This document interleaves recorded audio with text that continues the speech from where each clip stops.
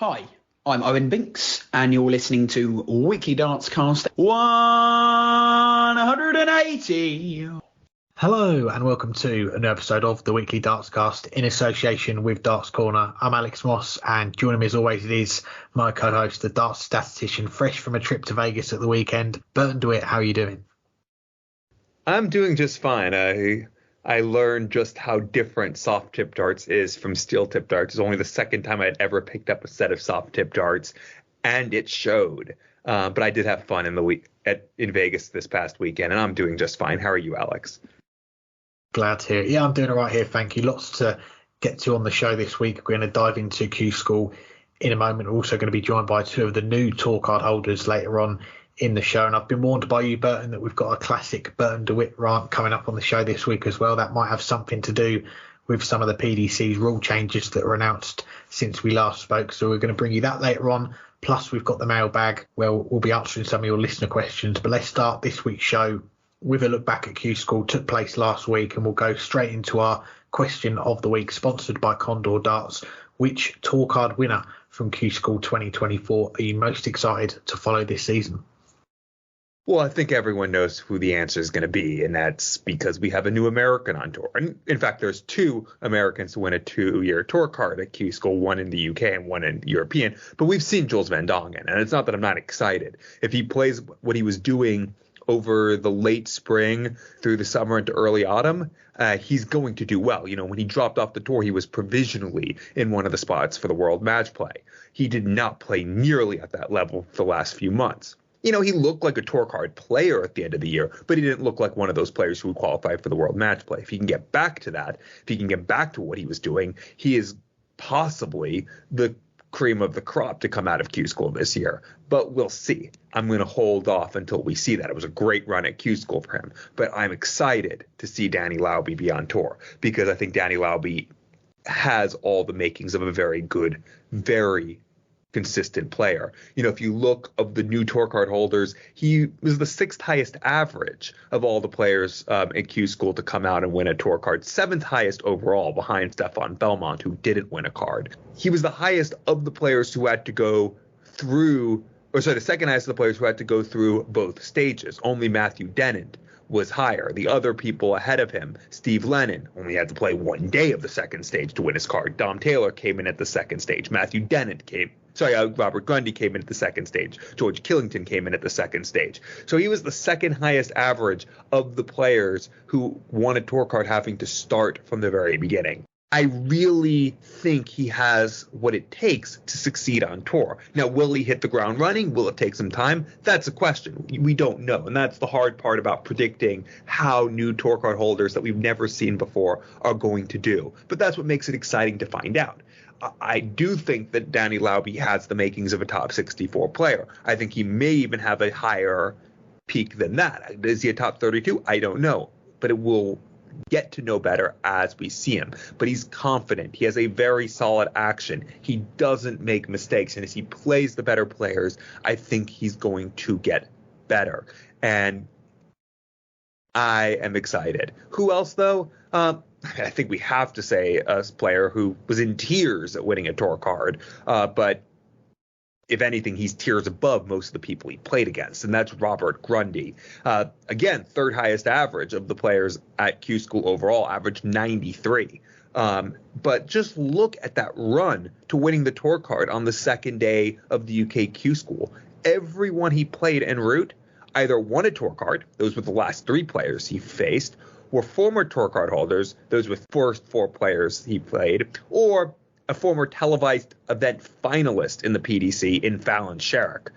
So that's a tough run. You know, former tour card holders, James Wilson, Joe Mernon, Scott Taylor he beat. And then in the last 3, James Hurl, Danny Lauby, and Dom Taylor, all of whom won a tour card. So the last 2 of those averaging north of a ton. The final, his opponent averaged 104 in that match. That is a tough run. And other than the match against James Hurl, no one even got him into a last leg decider. What a performance from Robert Grundy. And I think if he plays like he did on on Friday at Q School, if he's able to bring that to the Pro Tour, he will be in the World Championships. He will be qualifying for a couple televised events at the back end of the year, because that was class performance. Of some of the other players, Lucas Venig, a player that we talked about, or I think we talked about before UKQ School. Neither of us had him on our list, but was definitely in the long list of players we were considering to win tour cards. Not surprised to see him win it at all. I don't think we saw the best of him at Q School, only the 21st highest average of the players to get through the tour card, the 11th lowest if you'd rather think of it that way,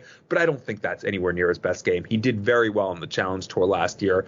I think it might take some time, but Germany keeps producing very good players, and I think he's one that has more pedigree than the other two, and I think I expect him to do well on the Pro Tour. And I'll just quickly say a couple others. Andy Bottens, obviously, as the WDF World Champion, only the second person to win a world title in another organization and immediately go to Q School and win the card. The other, of course, being Glenn Durrant.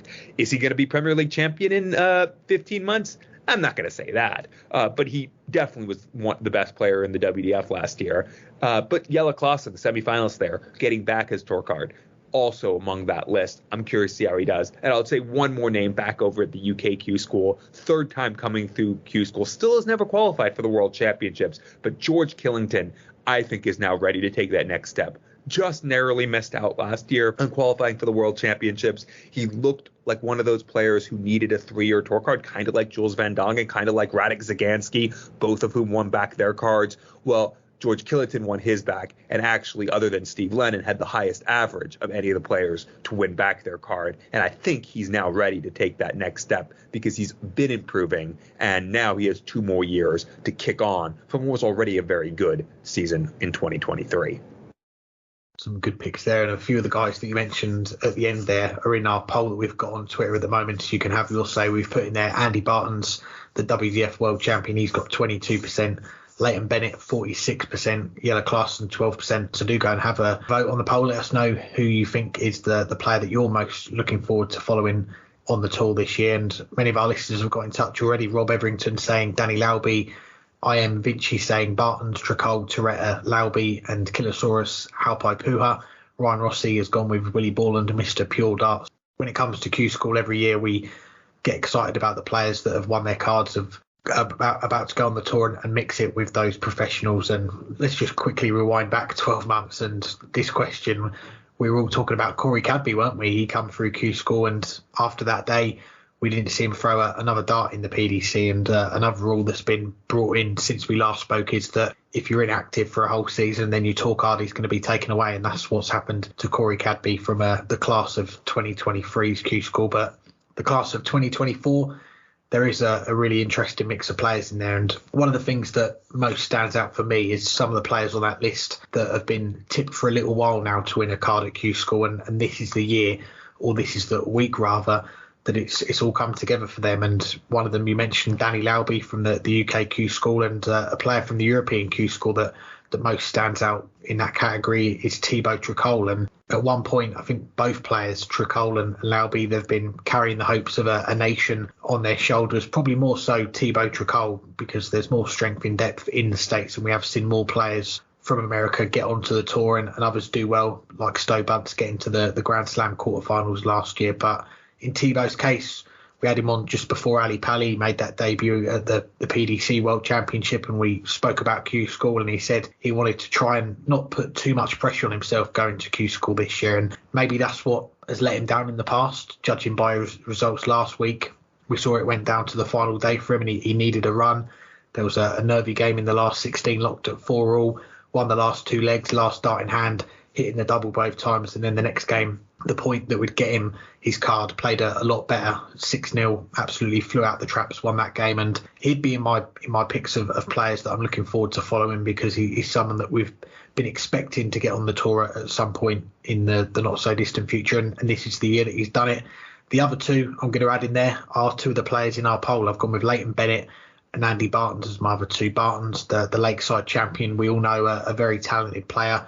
He's going to be a great addition to the tour, and I do expect to see him hit the ground running fairly quickly this year. And the other one, Leighton Bennett, just a word on him, almost been the forgotten young man in darts a little bit. I was at the Lakeside in 2019. I was there the day he won that World Youth title, 13 years of age, the 1-2-1 on the ball to win it, doing the Dean Winstanley, almost running off the stage, and I had a brief chat with him after that for this podcast. If you want to go and listen back to that, it was a while ago, but he's still not the finished article, but you wouldn't expect him to be at the age of 18. But the ability is there. We saw it in flashes at Q School, and we saw it as he got over the line and won a tour card outright. So, yeah, he's another player I'm looking forward to following his progress over these next 2 years as well.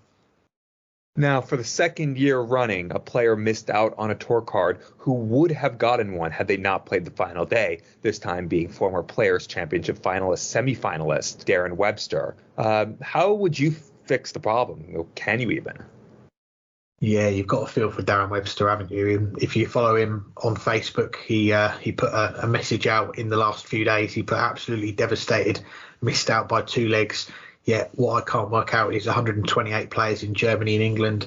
They give them 13 tour cards and us 10. Can't work it out. And the allocation of the tour cards is based on the number of total entries in each Q School. So we do get down to that final stage. There is the same number of players, but at the start of the week, there was a lot more players in the European one than there was in the UK. So that's where the allocation of the tour cards goes. But hindsight is a wonderful thing. But as it turned out, as you say, if Darren Webster hadn't have played that final down the Sunday, he would have finished above Adam Hunt on goal differential, as we call it, and he would have got a tour card. So it's a very cruel way to miss out. And such a fine margin can determine a player's fate for the whole of the next 12 months. And the points allocation for that order merit, I think it is something that needs to be looked at, because the rule is that there is 1 point awarded for each win when there is a full round of matches. So the last 128 after each day, we see the winner removed from the field, so you're down to less than that 128. The points then don't come into play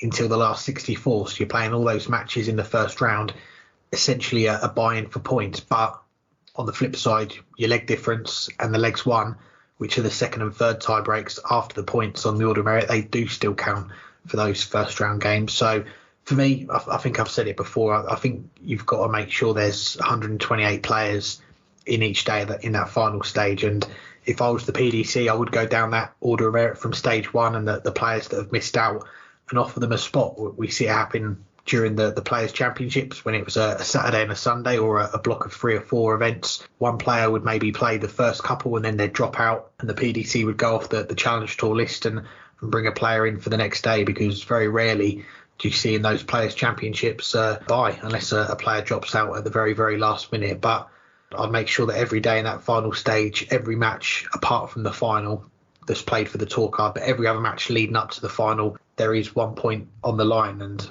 I'm sure there's people out there, our listeners, will have some ideas about how Q School could be run different, the formats, point systems, things like that. But for me, this seems like the easiest way to fix it, because if there was a guaranteed point on the line in round 1 on that Sunday, I don't think there would be a scenario like Conan Whitehead last year, Darren Webster this year, where players could have sat out and in the end could have got a card. That, for me, I think is the simplest fix to avoid that happening again next year. Well, I mean, other than you're using some phrase called leg difference that I'm not familiar with, I mostly agree with that suggestion there, because it's the same suggestion I had. I don't know if it was last year or the year before, but I've mentioned it before in the past that I do think each day should have 128 players. And what's the harm on allowing the players who just missed out on qualification for the second stage from filling up when there's under 128?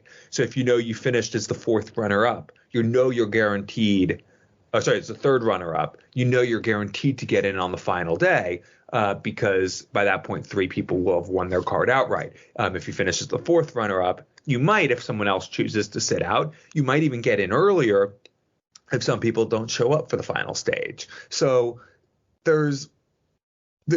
I don't see the harm in that, and it guarantees that there's that full field that will be the exact same size as pretty much every Players' Championship event, and it means that each match would be worth a point.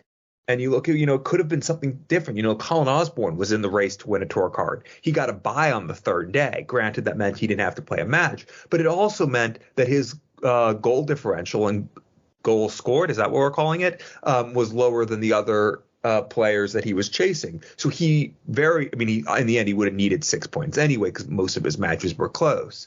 But he was even more disadvantaged in a way because of that bye on the third day, because assuming he had played that first match and won it, that would have been 6 more legs he would have won in the legs won / goals scored column of the table. So I just don't see why they don't have 128 each day. It just seems to be a more sensible way to go about it.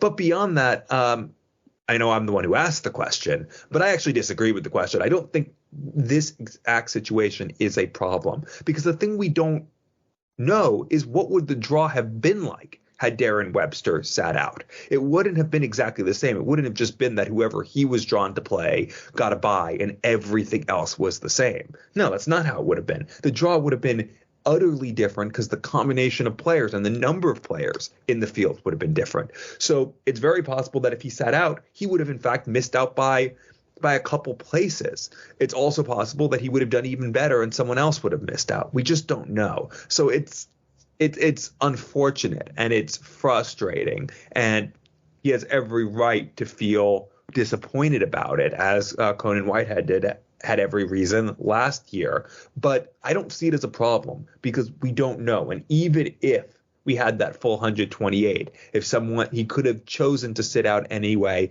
and the exact same thing might have happened regardless. It might have been that a different player came in and as the fill-in player, and he still ended up missing out by a leg, or he would have played in the full event and he missed out on a leg because he lost 6-2 instead of 6-3. We really just don't know.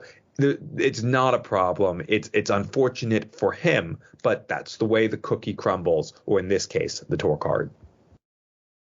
Now we'll move on to our first guest on this week's show. He is the former BDO World Youth Champion and one of the players that won their tour card for the first time in Q School last week. Here's our chat with Leighton Bennett. I'm pleased to say I'm joined by the former BDO World Youth Champion and one of the newest PDC tour card holders for 2024, Leighton Bennett. Thanks for the time, Leighton. How are you doing?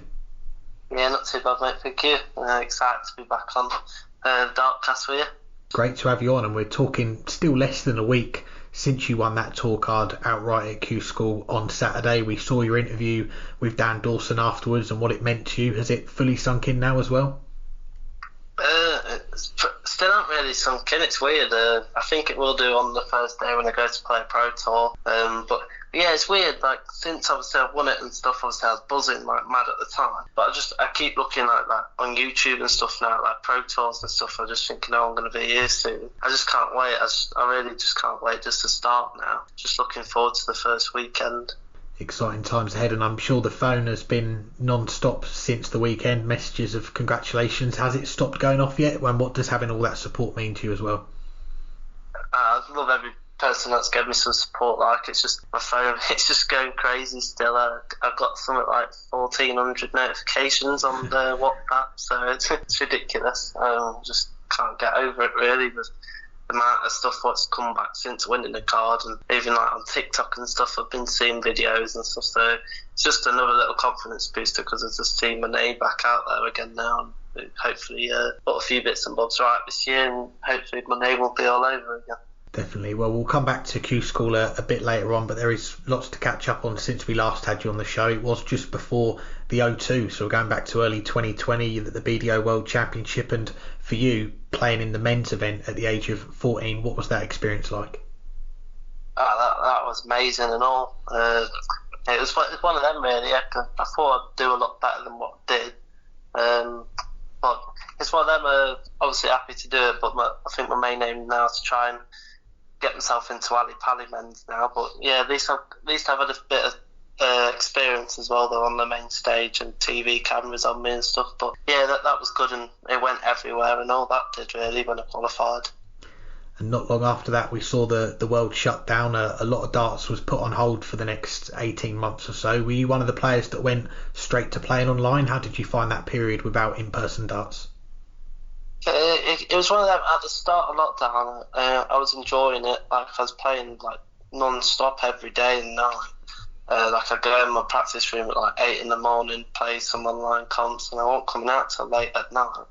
So it was really, really good for practice, but I just got a little bit bored, like playing on the same board every day and just playing on my phone basically against everybody. It's one of those. It's just weird, and obviously there's a few people that come out that were cheating, obviously, so I just kind of packed it all in really on the online stuff and just got a bit bored of like waiting around kind of thing. But the lockdown came at a wrong time really for me, because I just started to play really well again, and then I got put in lockdown, so it's one of them really, but happy to be kind of back playing where I should be now. Yeah, I've got to say I lost count on how many 9-darters I hit online during that time. It was quite a few, but yeah, I was going to say, was it difficult to stay motivated during that time when you could only play at home? Because for you, you've had a lot of exposure from an early age. That World Youth title in 2019, you're playing against the likes of Phil Taylor, Peter Wright in exhibitions, World Championships. So was it difficult to keep yourself motivated to practice? Yeah, like I just kind of like tried to keep myself on the same online competitions because they were run well.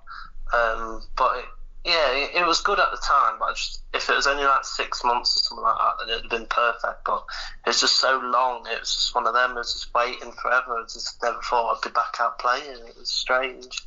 But playing like 18, 19 nights in a row, it was weird. It was. Well, going back a little bit, one thing I've been meaning to ask you, and this is going back to when you won the Lakeside 2019, we spoke with Des Jacklin, the BDO chairman at the World Masters later that year, and we got the sense that he wanted you as the World Youth Champion as one of those picks for the Grand Slam that year. How close were you to being invited? Did you ever hear about possibly playing the Grand Slam that year? Yeah, I had my hopes up really. I had a lot of people telling me that I'm going to be in. And then last minute I didn't get put in because of my age, so that was a big kick down really. I was gutted really about that because I was really looking forward to doing it. I probably got a bit too excited because I thought I was guaranteed it near enough. Obviously if I did, then happy days, but it's one of them now. Now I'm on the Pro Tour, I want to try and qualify the right way, hopefully I make an appearance on the Grand Slam because it's one of my favourite tournaments to watch as well, so it's always been a good tournament. Who knows, it could come this year. And we mentioned your age, you were 13 at the time then. We had your former manager Rab Bain on the show towards the end of 2021, and he was joking about the monthly countdown that you two were having until you were old enough to play at Q School. You turned 16 at the end of that year, so you go to Q School for the first time 2022. What was that first experience like? It was just one of them though, like obviously from back then as well, I was playing so much, I was just so excited kind of thing to be playing and everything. Like I did loads and loads of travelling though and all at that age, but could have probably burnt myself out a little bit. But no, I did everything really. Back then it was good. Yeah, 2022, that was a big year for you. Lots of darts to play in, not just Q School, but you had the Development Tour, the Challenge Tour, you still got the JDC going on as well, and even a call-up for the Players' Championships where you picked up a win in the first round. What do you remember about that first taste of the Pro Tour? The first Pro Tour, that was insane really. Walking in the venue, you're going on a practice board and you can see like all the players and stuff all around you. Just think this doesn't feel right. It's like mental to be in a room knowing you're actually going to be playing in a competition with all these top players and stuff. It definitely lit my eyes up. It's been one of my favourite moments so far on my darting life anyway. But yeah, my first game I got put straight on streaming board, so it's one of them. I probably tried a bit too hard really to win, and then the second day I was trying my hardest to get through the round, and then obviously I won that game and got put back on the streaming board again, and then I played really well there. I lost to Martin Clear like a 6-4, I think. Yeah, a great experience. And let's get on to last year then. And you said after winning your tour card at the weekend, it was a struggle at times. In 2023, you were struggling to average 75 and win games. You went winless at Q School in the first stage. What was the toughest moment, I guess, during that time for you? It's one of them last year. Obviously, at the start of last year, I wasn't really interested, I'd say, in some ways with darts. And obviously, got management come in and stuff. I started playing a bit more because I had somebody putting up a bit more to go to some comps. So got in touch can we take you here, there and that. But yeah, it was one of them, the UK Open qualifiers. I think that's what got me back into darts last year, because I went to them all really. Did well in them all. I lost in the semis like 2 or 3 times, I think, and I lost in a final and all in one of them.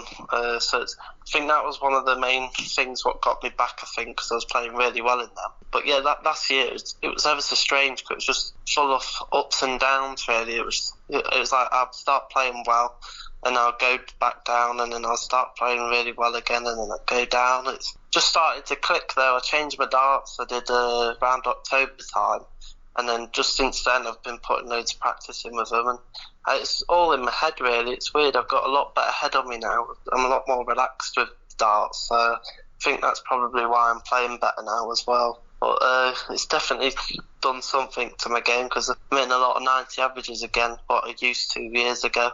So it's nice to see some confidence back in, and like consistency-wise anyway. Yeah, glad to see it. In 2023, you did still make a final on the development tour. You were still picking up titles on the JDC tour, and just looking at the JDC in particular, how much of a help has that been for you? Because you've been playing on that circuit for a while, and it's been the breeding ground for a lot of the top young players that we see now. Yeah, JDC's been a massive help in my career. Obviously started, I think I went to one in Derby when they used to go to different venues all the time. I think I was only 11, and that was my first ever one, and I enjoyed that. I think I lost in the quarters or something, and that was my first ever one. And ever since then, really, I've always wanted to do them. And then I did the full kind of seasons when I was like 12, 13, and then like the last like 3 years on the JDC have mainly been my best years, really, I'd say, on it. Like, it's been really good, and all the JDC and all they've been really good, like with looking after all the players and stuff. It's definitely the best setup for kids in that under 18, 100%. Like I say, without that, I probably wouldn't be the player I am today either, because that's been a massive help with my game as well. But it was nice to win a couple of tournaments as well on my last year, because I know a lot of people that have been on it on the last year and they haven't done so well, so it's nice to win a couple on my last year. And one player that you had many meetings with on the JDC tour, a certain Luke Littler, who everyone knows about now. You played each other, I think it was the best part of 20 times on that tour over the years, and I think you've got the edge in the head-to-head at the moment. But what did you make of his run at Ali Pali last month? Did it give you an extra bit of motivation going into Q School, seeing what he was doing? Yeah, if anything, I think he's done the game really good now for youth darts, because there's going to be that many kids, not just even myself, but there's going to be that many people watching it and just thinking from one tournament it's made his life, really. So it's life changing now with the game, and what he did was spectacular, really, making the final as well. So it's really, really good. But yeah, if anything, I think watching the Worlds this year has given me a massive kick, and definitely seeing Luke go on and do so well, it definitely lit my eyes open, really, as well. And the amount of feedback, and I go on my phone every day, and all I see is Luke everywhere all the time. So it's one of them. I want to be in that kind of position once again. Definitely, and I'm sure there's many darts fans, many of our listeners, they're excited to see you and Luke face off on the PDC tour this year. How much are you looking forward to that? What will be a battle of the teenagers on the professional circuit? I'm guessing it will come at some point over the next 12 months. Yeah, I can just sense that it's going to probably happen on the first Pro Tour I'm on it. But yeah, I'm looking forward to doing it. Like, I know a lot of people will want to see it on the main stage, so hopefully at UK Open, if all goes well, hopefully meet them later on in the tournament, hopefully. But yeah, I'm looking forward to playing everybody, I think, on that Pro Tour. They're in the full 128, there isn't one bad person, really. There's no easy games in there now, so it's one of them. I'm looking forward to playing on there, and it's definitely going to improve my game, but hopefully I can have some good scouts on my first year and then kick on my second year and hopefully retain the tour card, hopefully. Well, let's circle back then to Q School last week, where you got your tour card. You came through that first stage as one of the outright winners on the third day. How much confidence did you take from that heading into the final stage on the Thursday? Yeah, it was weird. Like, from the start of the week, I just started playing really well. I think I only had one bad day, and that's the second day of the week. But yeah, it's weird. Every day I seemed to click in, and my focus level was brilliant. I probably had never been that focused really playing darts, and my confidence was sky high because I've been playing more coming up to it. Thought if I play anything like this, I've got a great chance. And I was hitting loads of 90 averages in the first 3 days. I thought, oh, if I carry on with this performance, I could probably get one by points-wise. And the first day on the second stage, obviously drew Steve Lennon. He had 102, I had 96, I think it was, and I got beat in the first round. And I took a lot of confidence from there, really, because I thought, oh, if I can keep up with these performances, and I know I'm going to go far in one of the days at least. And then the second day I made a quarter-final, and I played brilliant. I did all day. And then the third day, and then obviously went on to win it. But I was more gutted more than out that I missed the 9-dart leg because I wanted a PDC pit. Yeah, you have that 9-dart attempt against Scott Mitchell, a rematch of the O2 from a few years ago. But as you mentioned, quarterfinals on that Friday and Saturday, what a day it was, winning the day outright to win that tour card. But at some point, I'm guessing during that day, you'll have known that you'd got enough points anyway. So at what point did you find out you'd be getting a card regardless of what else happens? My last 16 game, I think, because I heard a lot of people saying there'll be some people that will probably scrape through on 5. And when I won my last 16 game, I think it put me on 6. And I thought straight away, I've got 2 more days as well. So I kind of knew I had one, I think, on 6.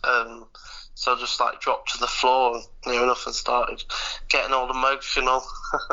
Ran outside, rang my mum and dad going on about it, and they were like, head on, you're still in the tournament, go and try and win it outright. And I come back in, and the semi-final, I don't know how I won, to be honest, because my eyes were stinging. And I was so emotional still when I was playing it. I just couldn't get my head into the game because I was like, oh my God, I'm going to be on Pro Tour. I obviously won that, and then I knew for sure I was on. So it was one of them. When I knew I was straight in it, it was like, wow, kind of thing. And then obviously won the final and all. So it was lovely because I won one of the qualifying days to get through to the second stage, and then I won the day outright and all to get my card. So it was a nice little confidence booster and a statement kind of thing to know I'm good enough really to get through. Yeah, special day that will live long in the memory. You're now on the PDC tour for at least the next 2 years. So what are you most looking forward to about having this tour card? There's going to be a lot of opportunities coming your way. Are there any events in particular you're most excited about, or maybe possibly getting to play in? European tours, they're the ones I want to try get in. I always used to watch them anyway. So that's one of my main things this year. I'd love to qualify for a couple of them. But if I'm honest, my main goal now this year, because obviously before Q School, my main goal was to try and qualify for UK Open. Obviously now I've got a card, I'm guaranteed in it.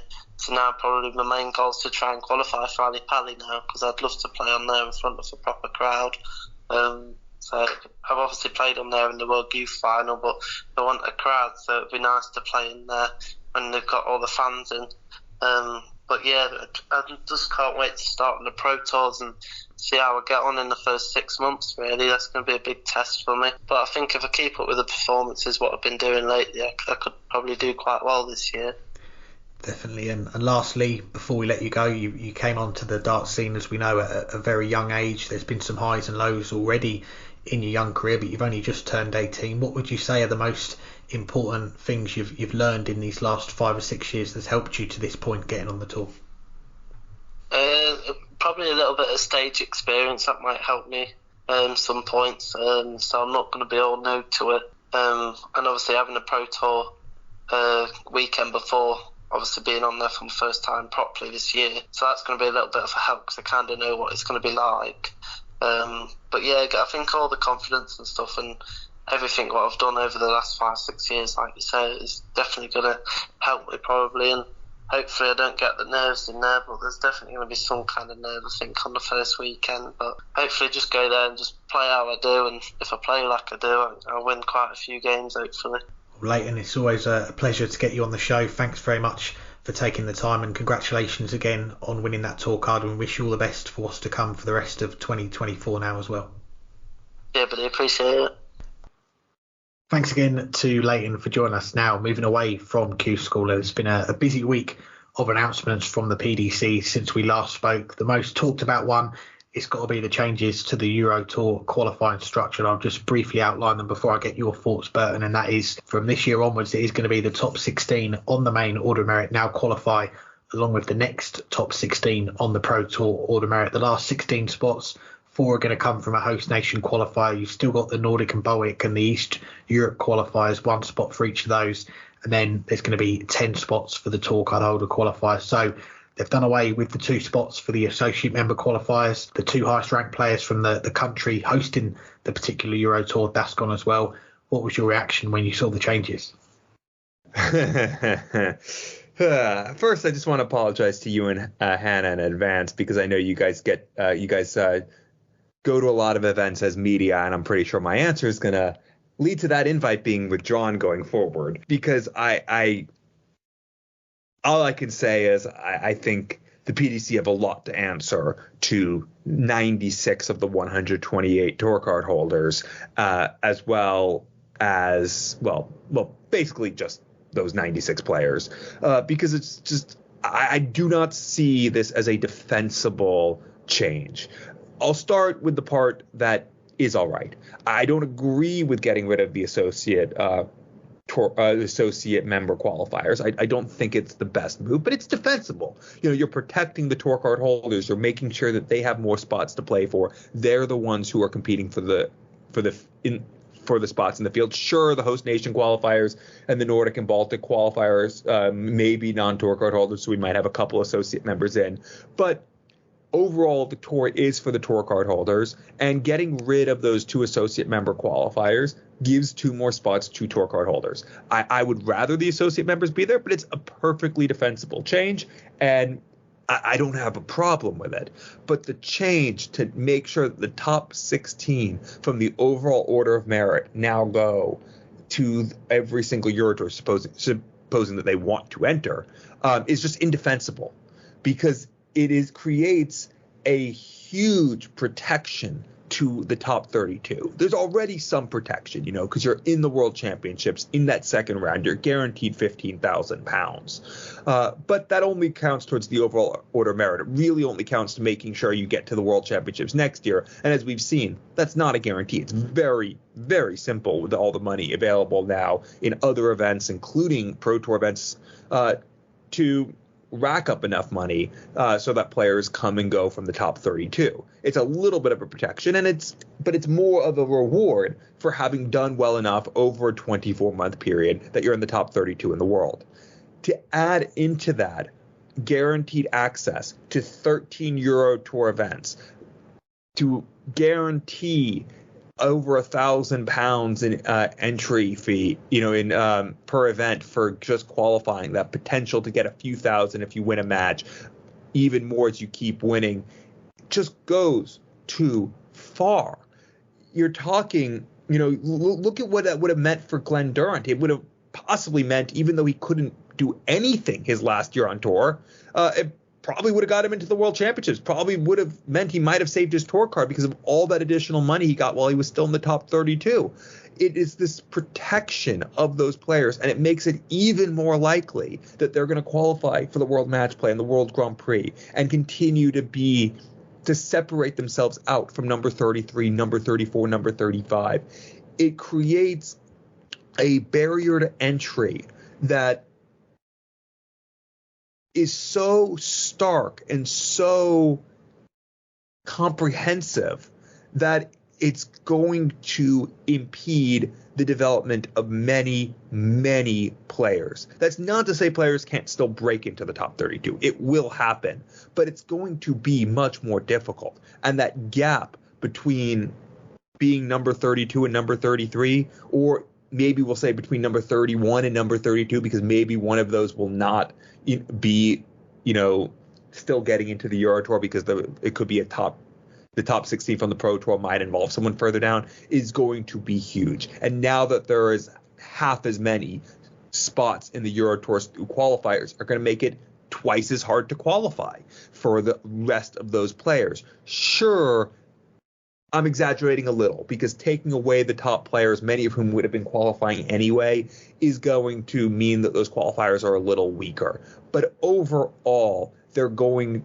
to be more difficult to get into the Euro Tour events. And that difference between being in the top 32 and being out is so stark, and it that I just don't see a defense here. And they owe answers to the 96 tour card holders that are not in the top 32 about what this does for them. The only thing it does for the PDC is it guarantees that all the top players will be at the Euro Tours. And maybe that is a sign that they want to get more of these events on television, not just in Europe, but globally. Because having Peter Wright and Nathan Aspinall and James Wade and Luke Littler in the field is going to make it much more likely people will tune in than those players not being there. But that's the only positive that comes out of it for the PDC. The big positive comes for the players who are in the top 32, and it's a huge negative for the rest. I don't see this as a defensible choice. I find this, quite frankly, disgusting, and I hope the PDC reconsiders next year, and I hope the players raise hell about it, because it really just is quite possibly the most indefensible decision the PDC have made since we started this podcast. Yeah, you're not the only one with that opinion. Looking at social media when this was announced, I think the day before Q School, so the Sunday before last, it got a lot of bad responses from darts fans. And for me personally, I'm from a journalism background, so during my studies, it was mainly working in a news environment, newspapers in particular. You learn, maybe more so when it came to politics, politicians trying to bury some bad news. There was a few different ways of doing it. So one way was the time of the week that you drop the news. You could drop it on a Friday night or a Sunday night. They seem to be the best times of the week because Fridays people are out and about. Sundays, particularly in the evenings, you're getting ready for work the next day, or you're spending time with family, or maybe catching up on some TV. So you're not really looking at the news during those times. And another way is to drop some good news first and then try and take people's attention with that, and then quickly drop the bad news in the hope that it doesn't get noticed. Now, that's a more cynical look at it. And as I say, my background in years in news and journalism, but you could argue that the timing of this announcement in particular, that there has been some thought go into it, because we saw the PDC announce the prize fund increase for the Players' Championship events for this year on that Sunday night before Q School started. And then 15 minutes later, the news was put out about the qualifying format change for the Euro Tours. And yeah, there's a lot to look at it and go, yeah, I'm not a fan of that. And one of the big things for me is that cut in the tour card holder qualifiers by more than half. So you've gone from 24 players to 10. It's a massive change. And as Mickey Mansell, one of the players that this could very well affect, he put on Twitter, tweeting to the best of his ability, I might add, PDC on a crest of a wave publicity-wise. The tour changes announced last night is a kick in the stomach for 2/3 of the 128 hashtag elitism. And yeah, like you, I don't like the changes. It does away a lot of good work that the Euro Tour has done, in that it gives all of those players lower down the rankings more of a chance to qualify for these stage events. And if they qualify, it's a chance to play in front of the big crowds, and it prepares them for the TV stages better. And I think the move this year to the midweek Players' Championships, the knock-on effect that we've seen is that the Euro Tour qualifiers are now going to be on a Wednesday. And if we were to go on the old system, when it was based on the top 16 on the Pro Tour, Nathan Aspinall, Peter Wright, they're in the Premier League. They're not in that Pro Tour top 16, so they would have theoretically have to have gone to play in those qualifiers if they wanted to get in those Euro Tours, and then travel to wherever the Premier League is for the next day, which, let's be honest, they wouldn't have done. And I think Gerwyn Price, he set the precedent last year when he dropped out of that Pro Tour top 16. He entered the qualifiers for the Euro Tour and then he backed out of them, and that was when they were on a Monday still. So yeah, I think this, like you say, this gives a great level of protection for those top players. Now they are guaranteed to be in every single Euro Tour. They don't have to worry about their Pro Tour ranking being in that top 16 as much. So you would expect them to skip more of those Players' Championships. It does give a bigger slice of that Players' Championship pie to the lower ranked players, you'd imagine. But at what cost now? Because they've lost out on all those spots on the Euro Tours where there is the bigger prize money and a heck of a lot more exposure and experience to gain from those events as well. Now, just 2 weeks since Ali Pali and the PDC's top stars will be in Bahrain this weekend for the first stop on the World Series Tour for season 2024, first stop on any tour other than Q School. What could sway you, though, to tune in for it? Yeah, I've got to be honest, this isn't the tournament that I look for first on the calendar each year. And okay, it is only the second staging of it, and these things, they do take time to grow. But I was trying to think back to last year's Bahrain Darts Masters, and the only thing that I can really remember from it is spotting someone in the crowd wearing a Colchester United shirt, and Owen Binks, who was marking on stage for that event, going to find him and having a picture with him. So there is quite a few Colchester fans scattered around the world, which we didn't know about. But I know it was just looking at the field of players in this event as well. And Bahrain, I think back to the World Cup, the group stage, I know it was a short format in that group stage, but for Bahrain, you had Basim Mahmood averaging 99 individually against Latvia, his partner Abdul Nasser Yusuf averaging 36. Neither of those two players have qualified for this event, but looking at that list of Asian representatives, there are some names in there that you will recognise if you were watching the World Championships last month, and some players that did make their mark at Ali Pali. Lawrence Alagan, of course, we have to mention him, that first round cracker that he had with Matt Campbell coming back from 2 sets down, and that epic leg. I was following it on the live score, so I didn't actually watch it, but it felt like 30 single 20s in a row, and then he checked out in one of the legs, which was brilliant. Manlok Lung, the 180 machine from the first couple of rounds. Paulo Nebreda, who's just won a title on the Asian Tour a few days ago, made a final as well. So there's a good mix of players from that side. And then we go to the PDC's 8 stars. 6 of them have won the big one. They've won the PDC World Championship. Then you add in Nathan Aspinall, a multi-time major champion, and the last name on that list, the name that everyone's still talking about, Luke Littler. And as expected, he did get an invite to these events. It's going to be the first time that we've seen him play since that world final against Luke Humphreys. And when you look at it, what a career trajectory this young man is having. World Championship final, World Series, Premier League, and that's all before he's played in a Players' Championship event. It's a remarkable timeline of events, which we're likely not to see again, really. But those 8 PDC players, they are the same 8 that are going to be in the Netherlands next week on the World Series. They're the same 8 that are going to be in the Premier League. So we are going to get used to seeing a lot of these 8 players over the next 3 or 4 months. The Bahrain Darts Masters, it's not an event I'm likely to tune into. I'll probably try and catch some of the highlights, and if games get uploaded online somewhere, I'll give it a look. But I think you look at the calendar that the PDC are putting out a year in, year out now, and it's a marathon, not a sprint. So I need to save some energy for the year ahead, enjoying the darts. Yeah, I think I'm right on board with you on that. Maybe if the field changed a little bit, but other than that, it's not something that's high on my radar. But I do want to talk a little bit about some of those Asian qualifiers. You mentioned, of course, Paulo Nebreda, who won a title, also made a final at the first event, losing to the player who won 2 of the 3 events over the course of the weekend, Alexis Toilo, in the final there. But obviously a very good weekend. And if you look, the field of the players of the 8 Asian representatives, 5 of them are in the top 12 in averages this past weekend.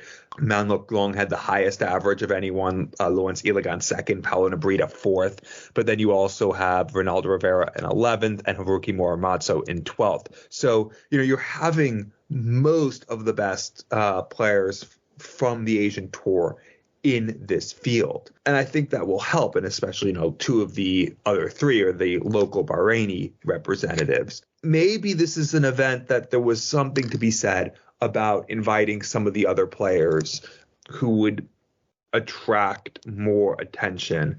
Maybe this was a case to invite Makura Suzuki, who also had a good weekend at the Asian Tour this past weekend, or leaving there to be something to play for at the Asian Tour this past weekend, so that 1 or 2 of the spots could have been filled through that, in which case you would know that you'd have a hot hand in Alexis Toilo coming. As I mentioned, he won the first 2 events, and he had a good run in the third one as well. But in the end, the World Series event is about spreading the game to other places in the world. And I've said that before. And that means it's not about getting people in Britain, in mainland Europe to tune in. If they do, great. And obviously ITV, I assume it's on ITV, would love that you did tune in. But that's not the purpose of this. The purpose is to build audiences elsewhere and to build talent bases elsewhere. The PDC isn't going to care one way or another whether one of us tunes in. So what could sway me to tune in? Nothing. And if I'm up and it's on, I'll tune in. But otherwise, it's just another event that isn't designed for me, and therefore I'm not going to go out of my way to watch it. There you go. There's our advertisement for the Bahrain Darts Masters this weekend. I'm sure we'll be looking back at it next week, but we're going to get into our second guest in a moment. We've got some listener questions to finish the show, but let's bring him in now. He is one of the new tour card holders for 2024, one of the surprise packages from Q School 2024. Here's our chat with Patrick Geeraets. I'm pleased to say we're joined by one of the new PDC tour card holders for 2024, Patrick Geeraets. Thanks for joining us, Patrick. How are you doing? I'm doing fine, thank you. I'm excited to join this podcast, and Well, it's great to get you on, and it's only been 3 days since you won your tour card at European Q School. Has it sunk in now that you're going to be playing with all the professionals on the tour very soon? Yes and no. I'm really, I'm really happy that I get this chance now to play against the best players in the world, and I'm looking forward to play against them and how it's going, because I have no idea. Well, as I mentioned before we started, it was your friend Jerry Hendricks who put us in touch with you, and he said your friends put on a welcome party when you got back home from Germany. What was that like? Yes. Yeah, it was very nice. I came there and family and friends were there. Yeah, I don't know. I was over the moon. I really enjoyed it. Well, it looked like a good time, and we'll come back to Q School later on, but a lot of darts fans, a lot of our listeners, they'll want to know more about you. So where do you live and what do you do for work? Yeah, I'm from the Netherlands. I live in Limburg in a small place called Geeraets. I'm 45 years old, and I work with a body code heat treatment center in Venlo for 23 years now. So I have one daughter, girlfriend, so Excellent. And being from the Netherlands, how did you first discover darts, and how old were you when you started playing? Well, we got a new kid on school when I was, I think, around 12 years old. He invited me for his birthday party, and we went to the bar, and there we did the game darts, and that's how it starts for me. I really liked it, and then from that moment, later on, we started a small team, and that's how I started playing darts. And have you always played darts since then, or have you had breaks from playing because you've had other commitments in your life, like family and work? I had a break for, I think, 2.5 years, because I had dartitis, or I'm not sure if you call it like that in English, because I won't let go of the darts. Then I quit entirely. Go to just work, and later on, after I think 2.5, 3 years, I went playing again. Wow, so to go from having dartitis to now being a PDC tour card holder, it's quite the journey that you've been on. How did you get over dartitis initially? Play in the dark. Serious. When I put out the lights and then just throw. And then it took maybe over a year, and then getting better. Now it's gone. Lucky. Well, it certainly paid off for you, and I was reading as well that you used to play a lot of BDO events a while ago. Around what time was this, and what were the highlights from that time? I think it's like 45, I think 25 years ago, somewhere there, when I was in my 20s, begin 30s maybe. I played some, like Dutch Open, German Open, like the Belgium Open, the Primus Masters. I think my best results were like last 16. But the highlight was that we went champion here with the Super League, with the family, with the team. The highest competition here in Holland. Yeah, I was going to touch on the local scene for you in the Netherlands, where you've mostly played your darts. You mentioned about your Super League team. So how often do you play in leagues and tournaments back home? Now I played like 2 times in competition. rotation with my friends because of work, so I only play when I have early shift. And I think the Super League is, also like twice a month, so I play like 4 times a month. The tournaments I don't play. Well, let's get back to Q School last week then. What persuaded you to enter this year and put your name in? Yeah, for many years, friends and family always say to me, Patrick, try it, always. So I get a little bit, are you say it? Just like a bit fed up. Annoyed about it. So I said, you know what? I will join this year, but you pay. That's what I said. But then they say yes, so I cannot be back anymore.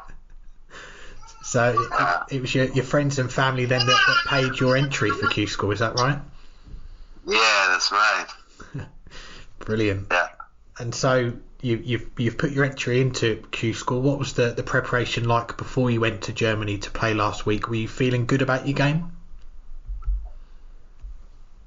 I always feel pretty good about my game, but I practiced in 2 weeks before, like 5 hours in the 2 weeks, because I also never practice.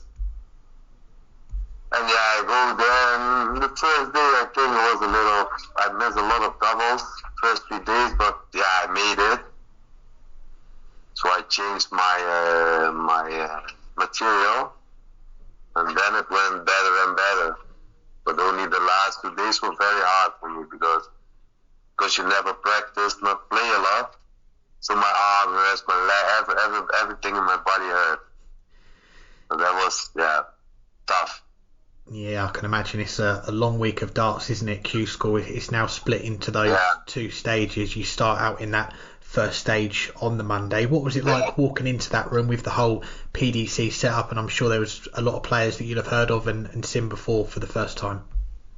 Yeah, some I know because of Super League, of course, but the most guys I don't know. But the thing is, it's a good settlement. Look, nice, quiet. Where you throw, it's quiet. I think it's really nice. And in the starting I was a little bit nervous, but later on it's okay. Just do your thing and So you make it through that first stage, you're into the final stage, and on the Friday, which is the second day of that stage, you make it all the way to the semi-finals. And a game that I've got to mention is against a fellow Dutchman of yours, Damien Mole, in the last 16. He misses the match starts and you take out that 138 in the decider. How special was that finish, and did that give you the belief that you could go all the way and get a tour card?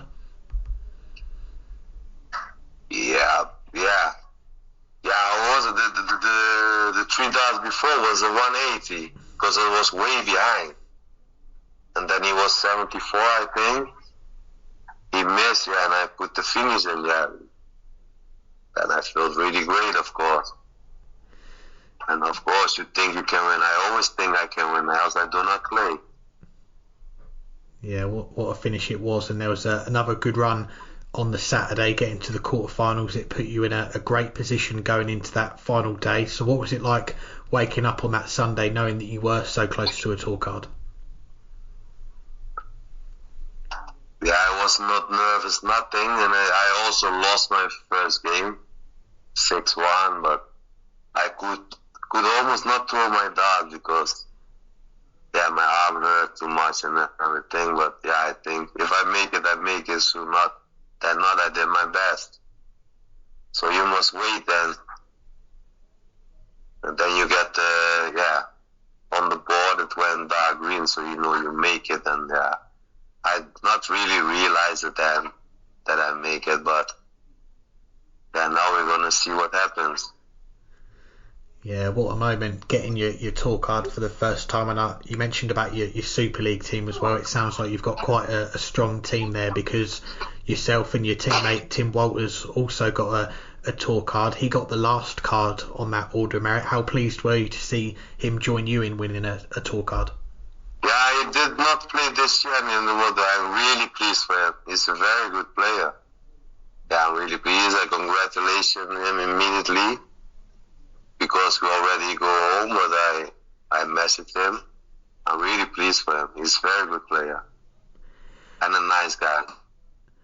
And I saw one of your local newspapers, they visited you on Monday, Die Limburger Sport, and you said it to them it was a complete surprise that you won a tour card, but you also said about your friends they didn't think it would be a surprise. So how much, I know you mentioned they paid for your Q School entry, but how much has their support given to you, helped you to achieve this achievement? Yeah, they gave me all the support and love and that for many years, so yeah, you can always count on them. Yeah, they always believe in me, always, so yeah. And you also said now you're going to have to start training a bit more as well. So Yes. So what is the plan? How are you going to juggle work commitments, practice and playing on the tour now as well? Well, my board was on the attic, and yeah, because I have a little daughter, I cannot train because she's in bed, you know. Right now, yes, they surprised me. They placed now the board down, and now I can practice as much as I want. And lastly, before we let you go, lots of exciting opportunities to come for you over these next 2 years on the tour. But for you, what are you most looking forward to about being on the tour? Trying to do my best and get to the top 64, of course. And hopefully my game can improve. So maybe one time I can win a tournament or something, of course.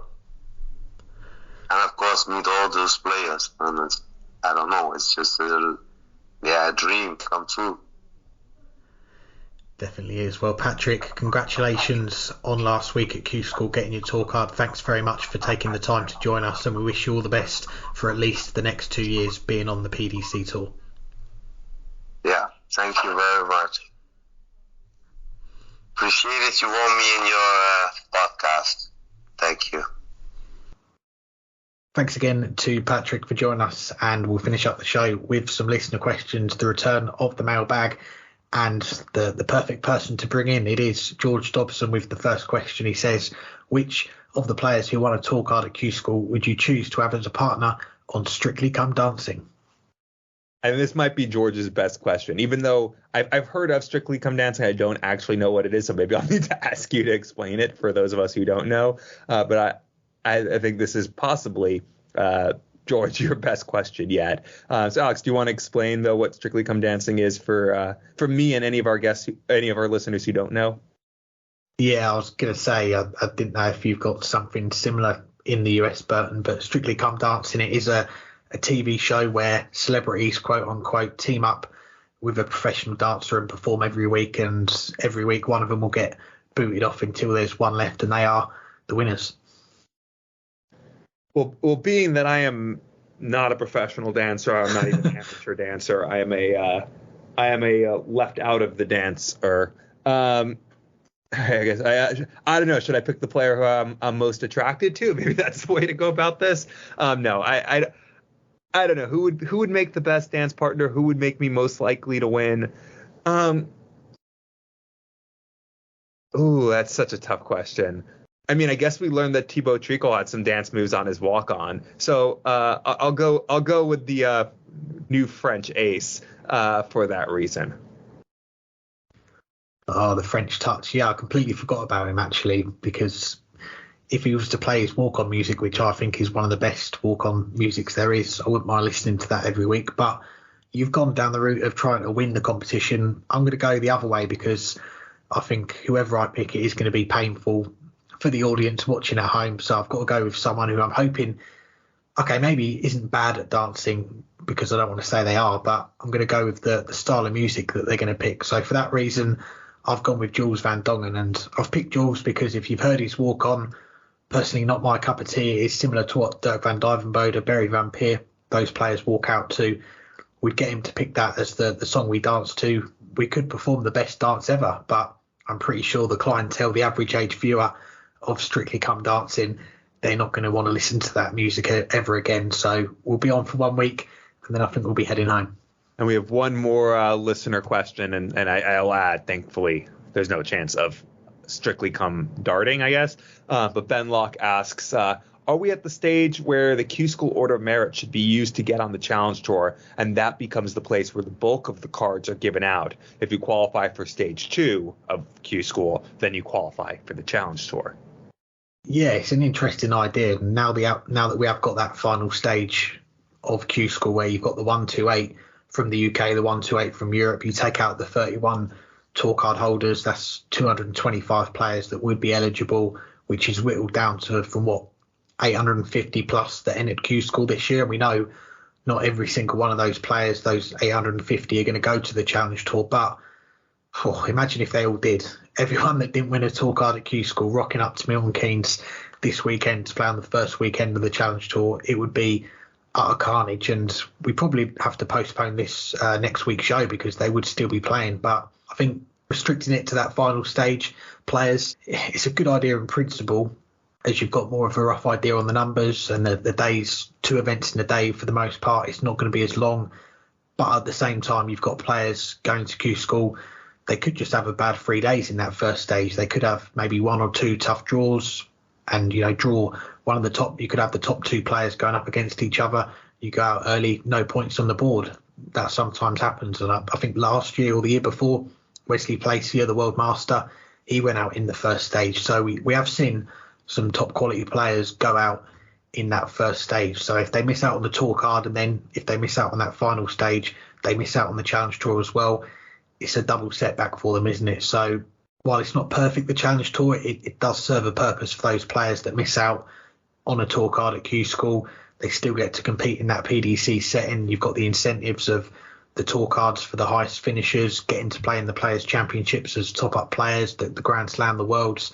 So I think making it a closed shop to that final stage players, it would make the weekends run a lot smoother. But how many players would then not go to Q School next year if they knew that they couldn't play on the Challenge Tour unless they make that final stage? So at the end, I think it comes down to a financial decision.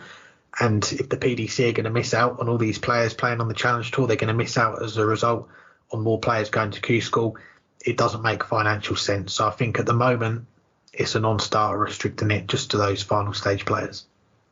Yeah, and if you look at stage 1 of Q School this year in the UK, the very last person to get through stage 1 did so by just not even by a goal differential, by goals scored, was William Borland, and he ended up going on and winning a tour card, finishing second in the order of merit at the second stage. So, you're saying that he was 3 goals scored ahead of the next guy, but it was the same goal differential. So if he had conceded 1 more goal, under that proposal, he would not even be allowed to play the Challenge Tour this year. And I think that tells you just how deep darts is. Yes, there were players at Q School who didn't have a chance. I'm not going to mention the name of the player who averaged 36 each day, but the difference between going out in the first stage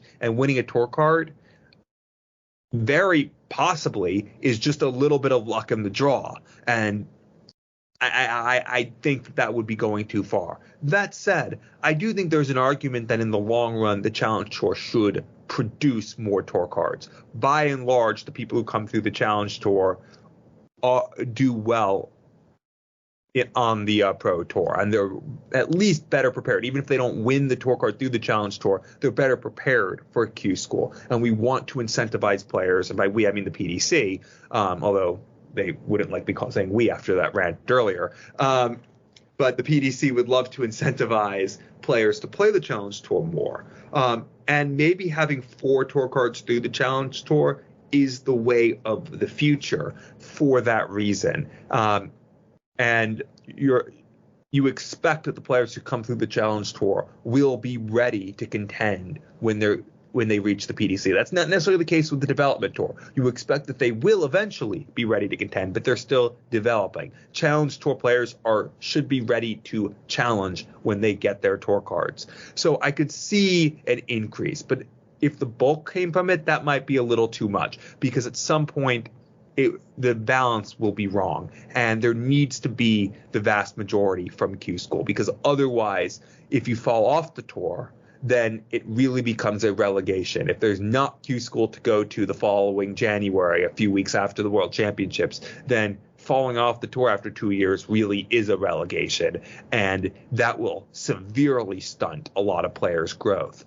Being able to go back and win that tour card immediately and have those tour cards to play for, I think, is important. That's why 5 players bounced back, and the 5 who did bounce back were the players who were probably the best of the relegated. 4 of the 5 had qualified for the World Championships last year. Only George Killington hadn't, and he came pretty darn close. So I think you need to have a lot of spots available at Q School so that players can immediately bounce back. But I do think that in the long run, increasing the number of spots through the Challenge Tour is the way to go. Anything else for this week? Just to say a big thank you to our guests, to Leighton and Patrick, for their time. Thank you to our sponsors, to Darts Corner, Condor Darts. Links for both of them in the description, so go and check them out for all your darts needs. Thanks to everyone for listening. Thanks to everyone that got involved in the weekly Dartscast awards. If you nominated for your favourites, if you voted for the winners, or you did both, the voting is now closed. The winners, they've all been contacted, so hopefully we're going to have a few clips to share with you when we announce the winners, which will be sometime next week, so keep an eye out on our socials for that. Until then, if you're watching the World Series, we're probably not going to, but if you are, enjoy the darts, and we'll see you all next week. Yes, indeed. It's finally season 2024. I cannot believe it's our 8th year doing this podcast now. Anything that you think we should cover, let us know. There's a lot of darts going on this year. I have nothing more to add for now. Just have to hang tight for a little bit because it's hang tight season.